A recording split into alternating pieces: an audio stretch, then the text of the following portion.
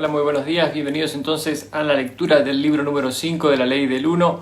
Estamos ya en el último libro, es el 14 de julio de 2020 y estamos repasando este material que es material personal, ya no es preguntas y respuestas. Las 106 sesiones de esta saga de la Ley del 1 ya se cumplieron de los libros del 1 al 4, no se llegó a repasar completamente las cartas del tarot, solo algunas de ellas, y todo el libro 5 contiene material que no fue publicado en los libros del 1 al 4 por diversas razones, y Jim McCarthy y Carla Rucker lo explican y van agregando entonces estos materiales muy interesantes también.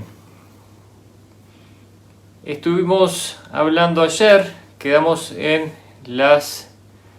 la cantidad de naves, estábamos hablando un poco de la parte de ufología y la pregunta del interrogador fue ¿cuántas de estas naves poseen los Estados Unidos? Y Raleigh dice los Estados Unidos cuentan con 573 naves en este momento y están en proceso de incrementar ese número.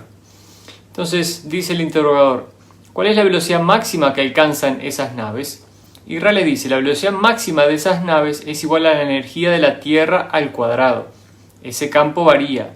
El límite es de aproximadamente la mitad de la velocidad de la luz, como la llamáis, debido a imperfecciones en el diseño. Entonces, ya ven, el ser humano tiene naves que, por lo menos en los años 80, ya podían alcanzar la mitad de la velocidad de la luz, lo cual es bastante interesante teniendo en cuenta que volamos en aviones comerciales por debajo de Mach 1 o la velocidad del sonido. Dice el interrogador, ¿este tipo de nave podría solucionar muchos de los problemas energéticos que plantea el transporte en la actualidad? Y dice Ra, la tecnología que poseéis en este momento es capaz de resolver todas y cada una de las limitaciones que asolan a vuestro complejo de memoria social en la actual confluencia de experiencia. Sin embargo, la preocupación de alguna de vuestras entidades hacia distorsiones de lo que podrías considerar una energía poderosa motiva que estas soluciones se mantengan ocultas hasta que sean tan necesarias que los que mantienen la distorsión queden todavía más distorsionados hacia el poder. Dice el interrogador, también habéis dicho que algunos de los aterrizajes en este momento son del grupo de Orión. ¿Por qué el grupo de Orión ha aterrizado aquí? ¿Cuál es su objetivo? Y dice Ra, su objetivo es la conquista, a diferencia de las entidades de la Confederación que esperan a que se produzca el llamamiento. El denominado Grupo de Orión se llama a sí mismo a la conquista. El interrogador dice, concretamente, ¿qué hacen cuando aterrizan? Y dice Ra, hay dos tipos de aterrizajes. En el primero de ellos, vuestras entidades son llevadas a bordo de su nave y programadas para un uso futuro. Hay 2 o 3 niveles de programación. Primero, el nivel que descubrirán los que investigan este fenómeno. Segundo, un programa desencadenante. Tercero, un segundo programa desencadenante todavía más profundo que cristaliza a la entidad haciéndola de ese modo inerte, pero útil como una forma de baliza. Este es un tipo de aterrizaje. El segundo tipo de aterrizaje es el que tiene lugar bajo la corteza terrestre y que se realiza desde el mar. De nuevo, en general, en la zona de vuestras regiones de Sudamérica y el Caribe, y también cerca del llamado Polo Norte. Estas bases se encuentran bajo tierra. Dice el interrogador, la información más sorprendente que habéis proporcionado, y que debo admitir que me cuesta creer, es que Estados Unidos posee 573 naves del tipo que habéis descrito. ¿Cuánta gente de los Estados Unidos conoce su existencia, incluyendo los que las manejan? Y dice Ra, esa cifra varía, pues hay necesidad de comunicarlo en esta confluencia particular de tiempo-espacio, de manera que en este momento la cifra se está incrementando. La cifra aproximada es de 1.500 personas, pero solo es aproximada, pues a medida que vuestra continuidad ilusoria de tiempo-espacio se desplaza de presente en presente, muchos están teniendo conocimiento de ello en la actual confluencia. El interrogador dice, ¿dónde se construyen estas naves? Y Raleigh contesta, estas naves se construyen de una en 2 puntos. En el desierto o las regiones áridas de la zona que llamáis Nuevo México y en el desierto o regiones áridas de lo que llamáis México. Ambas instalaciones están bajo tierra. Dice el interrogador, entonces ¿debo creer que los Estados Unidos tienen una fábrica en México? Israel le dice, eso he dicho, permitidme reiterar en este momento que este tipo de información es muy superficial y sin consecuencias particulares en la comparación con el estudio de la ley del 1. No obstante, seguimos cuidadosamente estos avances con la esperanza de que vuestros pueblos puedan ser cosechados en condiciones de paz. Y recuerden que siempre Ra le dice lo mismo, que esto no es importante al compararlo con la ley del 1, y ya hablamos en la sesión anterior de cómo también el meterse demasiado en estos temas nos quita a nosotros la atención de nuestro real y necesario desarrollo espiritual. Pero bueno, estamos leyendo la información que dio Ra en ese momento. Dice el interrogador, soy totalmente consciente de que esta línea de preguntas no es relevante en absoluto, pero esta información en particular me parece tan asombrosa que me hace cuestionar vuestra validez sobre este tema. Hasta ahora estaba de acuerdo con todo lo que habéis dicho, pero esto me sorprende mucho. Sencillamente, me parece imposible que pueda haberse mantenido este secreto durante 27 años y que estemos operando esas naves. Pido disculpas por mi actitud, pero pienso que debo ser totalmente honesto. Me parece increíble que podamos operar una base en México, fuera de los Estados Unidos, para construir estas naves, aunque quizás me equivoque. ¿Estas naves son físicas, construidas por personas físicas? ¿Yo podría darme una vuelta en una de ellas, por ejemplo? Israel le dice, no es correcto, no podrías pilotar una de esas naves. Los Estados Unidos, como llamáis a la división de vuestro complejo social, las crea como una forma de armamento. Y dice el interrogador, entonces, ¿nadie los pilota? ¿No llevan tripulación? Israel dice, así es. ¿Cómo las controlan? Israel le contesta, las controlan por ordenador desde una base de datos a distancia. Dice el interrogador, ¿por qué tenemos una factoría en México? Ra le dice, se necesitan condiciones de aridez de la tierra y de una ausencia total de población. Por consiguiente, vuestro denominado gobierno y los gobiernos de vuestros vecinos geográficos organizaron una instalación bajo tierra. Los oficiales del gobierno que lo acordaron desconocían el uso que iría destinada a su tierra. Creyeron que era una instalación gubernamental para investigación en materia de lo que llamáis guerra bacteriológica.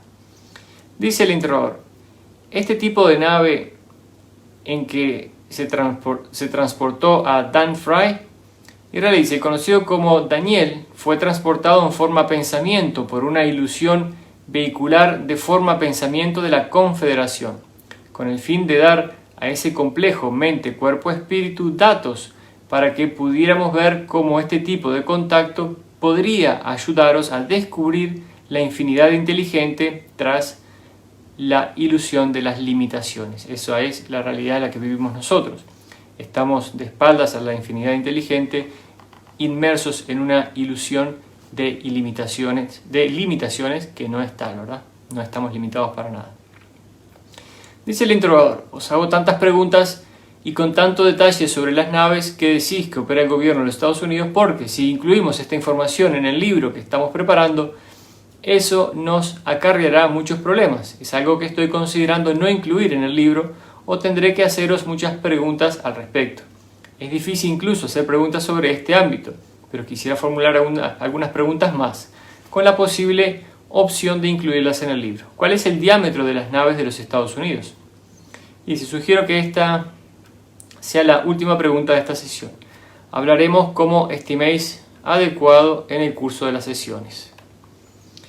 Os pedimos que os dejéis guiar únicamente por vuestro propio discernimiento. El diámetro aproximado, pues ha habido algunos cambios en el modelo, es de 7 metros, según vuestro sistema métrico.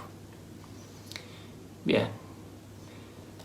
Entonces pasamos al fragmento número 4 de la sesión número 9 del 27 de enero de 1981. Y Jim McCarthy comienza diciendo, ninguno de nosotros mostró nunca especial interés en la reencarnación. De nuevo, es fácil perder el foco de interés en las oportunidades de crecimiento que ofrece el momento presente si se presta demasiado interés en las vidas anteriores. La única pregunta de esta naturaleza que hicimos a Ra dio lugar a una respuesta que parecía apoyar nuestra falta de interés en las vidas pasadas.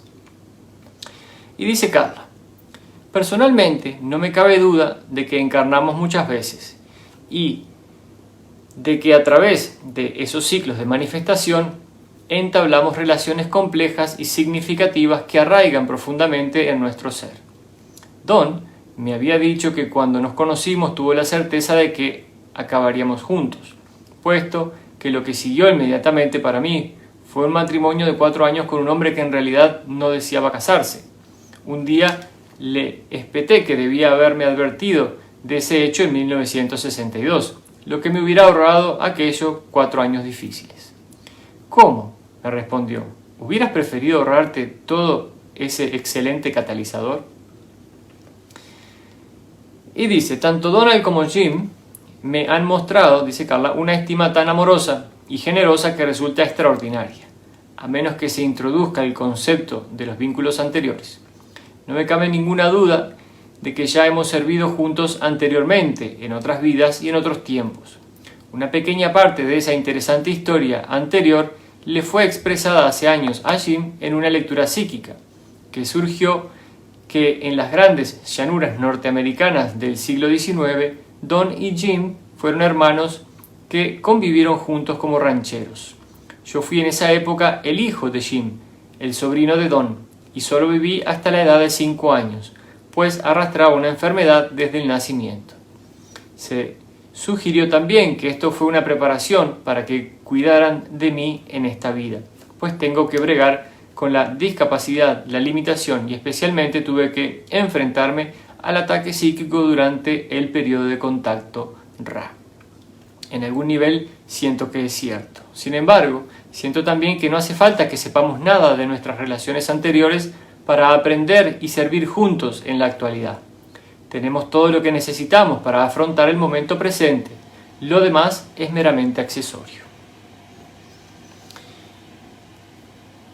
Aquí parte de la sesión 9 del 27 de enero de 1981, y es de lo que estaban hablando. El interrogador dice: ¿es posible que nos digáis algo acerca de nuestra experiencia pasada, nuestras encarnaciones anteriores?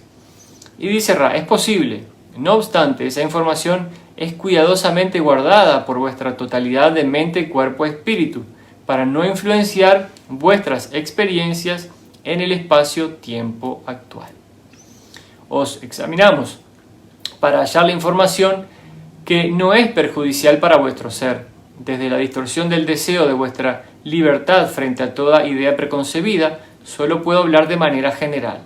Los miembros de este grupo han trabajado y convivido juntos en más de una ocasión, en las que las relaciones han variado. El karma está equilibrado, como lo llamáis, siendo cada uno instructor del otro. El trabajo ha implicado la sanación, la comprensión de los usos de la energía terrestre y el trabajo en ayuda de civilizaciones que han realizado un llamamiento. Al igual que nosotros, hemos acudido al llamamiento de vuestra esfera. Esto pone fin al material que consideramos inofensivo revelar, le dice Ra. Hoy se está trabajando mucho en el tema de vidas pasadas porque se entiende que las personas están acarreando enfermedades y cuestiones de otras vidas a esta vida, y a través de la terapia de vida pasada se da solución a esos asuntos, ¿verdad? Pero hay que ser, por supuesto, muy cuidadosos, muy profesionales a la hora de actuar en ese ámbito. Dice el fragmento número 5, sesión 12 del 28 de enero de 1981. Y dice Jim: en el primer párrafo de la próxima sección puede apreciarse lo fácil que es, incluso para el buscador espiritual más serio, perder ocasionalmente la actitud correcta para hallar el núcleo del proceso evolutivo. Sintonizar adecuadamente el propio ser para llevar a cabo la búsqueda efectiva tiene bastante menos que ver con lo que se hace que con cómo se hace y cómo se equilibra o se asienta en el interior del ser gracias a la meditación y la contemplación. Sin el equilibrio de la actitud meditativa, la mente tiende a distraerse por la mundana repetición de los acontecimientos, y las propias lecciones tienden a orbitar la periferia del propio ser sin asentarse en su centro para presentar desde allí un entendimiento más profundo de la naturaleza de esta ilusión y un sentido de cómo conducir el yo de manera más armoniosa. Vemos también en la siguiente respuesta de Ra que es imperativo que todos los avances en la singladura de nuestro ser sean producto de elecciones del libre albedrío, que nunca debe quedar limitado por otro. Este punto se reitera en la respuesta de Ra a la pregunta de Don sobre las implicaciones metafísicas de tratar de encerrar a un, entre comillas, hombre negro en un armario, una oportunidad que nunca se nos ha presentado, por cierto. No sé a qué se refiere con esto, quizás después lo vayan a ampliar. Dice, este es otro buen ejemplo de una serie de preguntas que se desvía hacia información efímera, sin importancia. Obsérvese cómo Ra finaliza la sesión 12 del libro 1, titulado también El material Ra, con alusiones a un ajuste correcto y a la orientación correcta de la Biblia, la vela, el incenciario y el agua, ligeramente alterados. Nos costó 12 sesiones determinar que Ra no hablaba en realidad de la colocación física de la Biblia y de todos los demás elementos, sino que nos insinuaba que nuestra alineación metafísica no era la más adecuada. Ahí por eso les digo que este material en general tuvo un trabajo tan interesante y tan profesional que es muy bueno, porque la calidad de cualquier material canalizado depende justamente del grupo y del canalizador, porque siempre va a estar influido de alguna manera por estos parámetros, ¿verdad? Entonces creo que el trabajo que hicieron ellos fue de un canal muy puro y trajeron información muy buena. Dice aquí Jim, nuestra serie de preguntas se había alejado de la cuestión principal del proceso evolutivo. Como nuestro contacto con Ra era de banda estrecha, eso significaba que Ra no podía responder indefinidamente a preguntas que quedaran fuera del objetivo del contacto. Si hubiéramos permitido que esas distorsiones se mantuvieran durante un periodo prolongado, el contacto se hubiera visto alterado y finalmente lo hubiéramos perdido.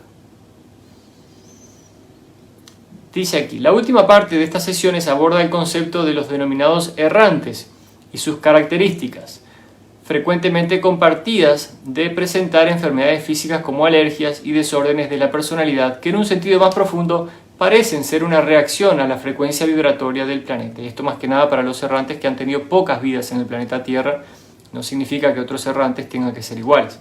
Los que han tenido más vidas en el planeta Tierra ya se acostumbraron a la energía del planeta, entonces se lo llevan mejor.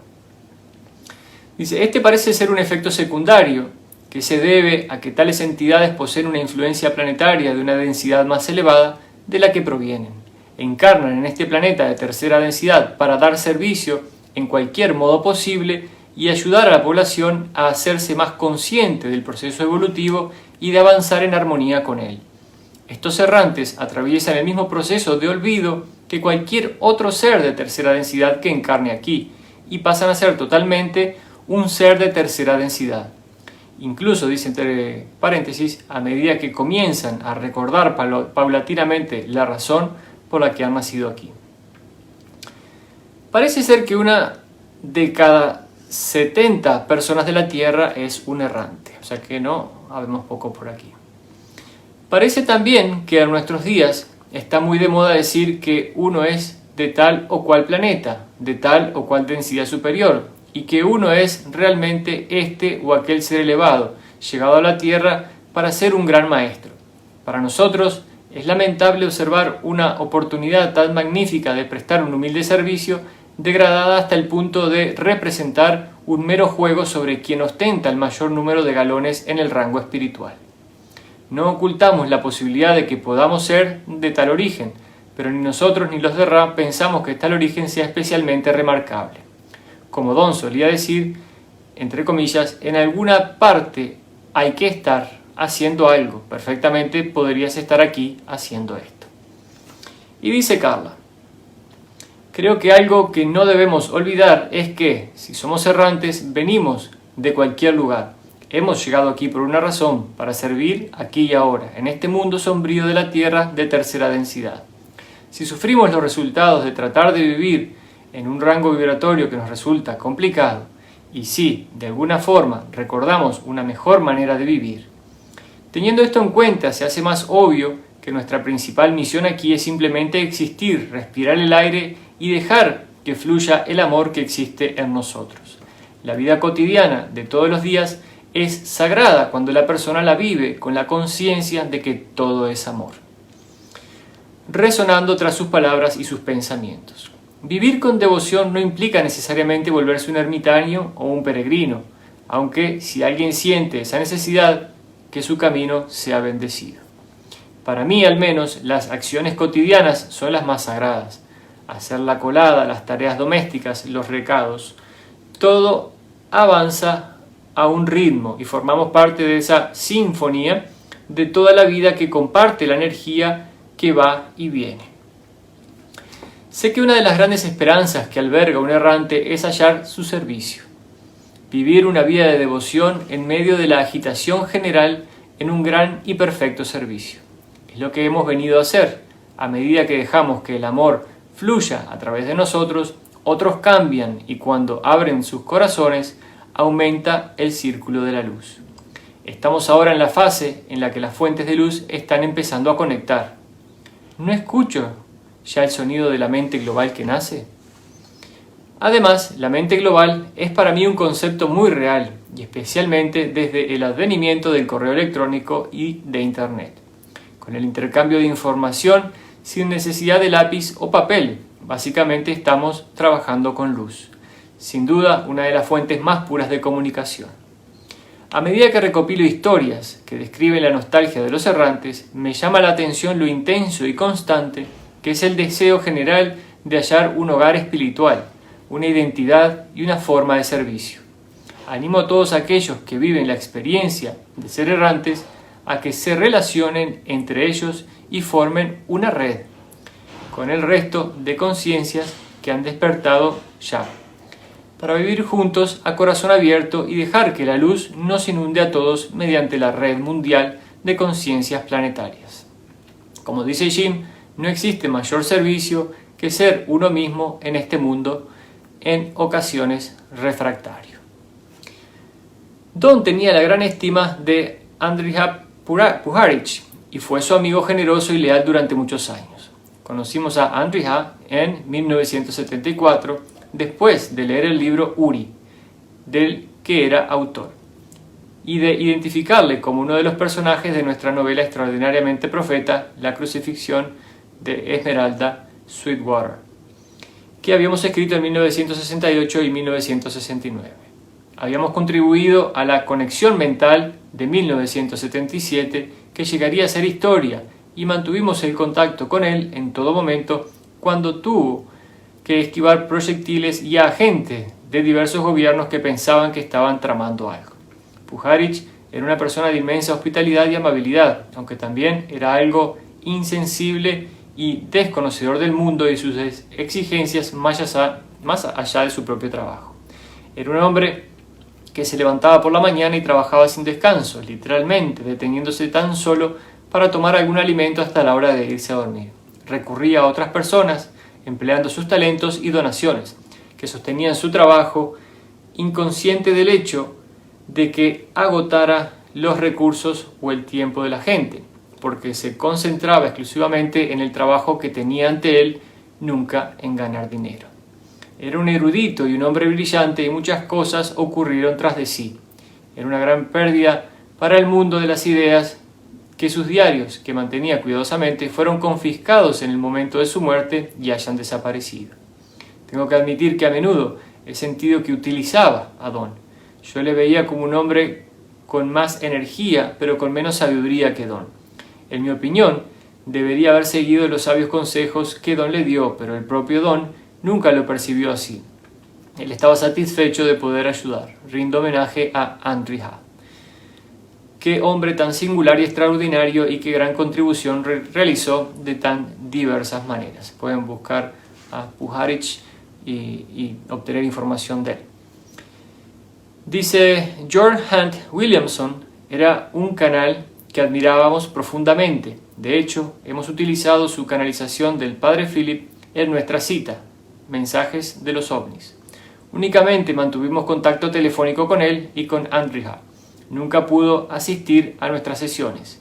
Es probable que no terminara de convencerle la solicitud que hizo Ra, de que debía prepararse con anterioridad. Es uno de los grandes pioneros en materias de ovnis y de investigación metafísica, y creo que fue el primero en poner un nombre a los errantes, como llamó manzanas, citando el mensaje de un ovni canalizado por radio que decía: volveremos a las manzanas que hemos esparcido.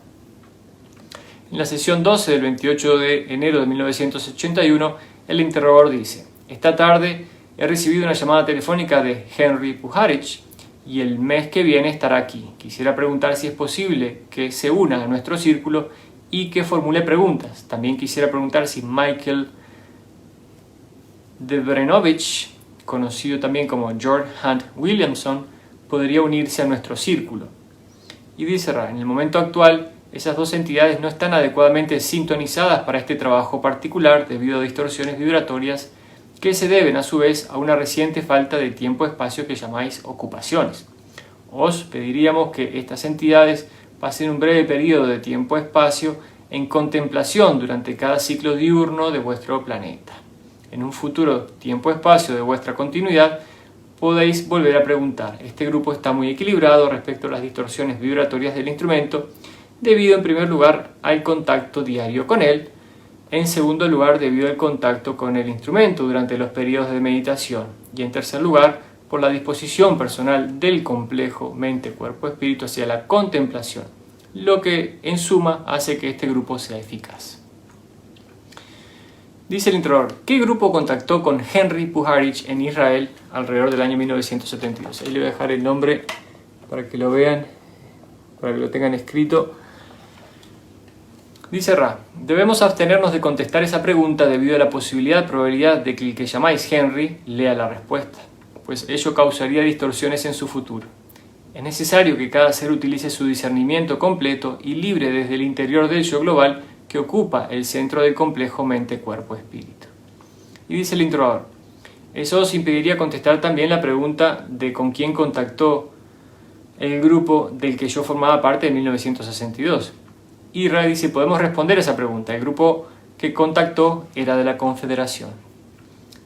Y dice el interrogador: ¿tenía alguna de sus naves sobre nuestra zona en aquel momento? Y Ra le dice: no había naves, fue una forma pensamiento.